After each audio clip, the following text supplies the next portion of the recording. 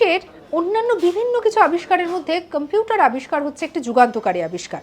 প্রথম যখন এই কম্পিউটার আবিষ্কার হয় তখন তা ছিল একটি বড় ঘরের সমান। তারপরে বিভিন্ন কিছুর পরিবর্তন হয়েছে, আমরা পেয়েছি আধুনিক কম্পিউটার।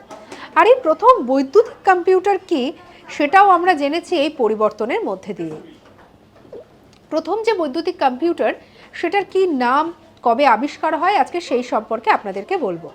প্রথম যে বৈদ্যুতিক কম্পিউটার, বিশ্বের প্রথম বৈদ্যুতিক কম্পিউটারের নাম হচ্ছে এনিয়াক এবং যার পুরো নাম হচ্ছে electronic numerical integrator and computer. এবং যেটা জানা যায় যে দ্বিতীয় বিশ্বযুদ্ধের সময় যুক্তরাষ্ট্র এই কম্পিউটার তৈরি করে।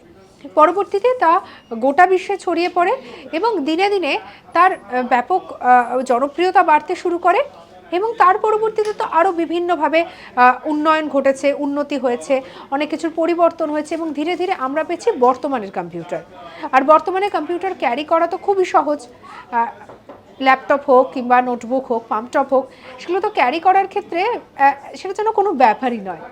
সঙ্গে রাখুন আজ তাক বাংলাকে। অজানা খবরকে জানার জন্য, এরকম অনেক বিষয়কে জানার জন্য ফলো করে নিন, সাবস্ক্রাইব করতেও ভুলবেন না।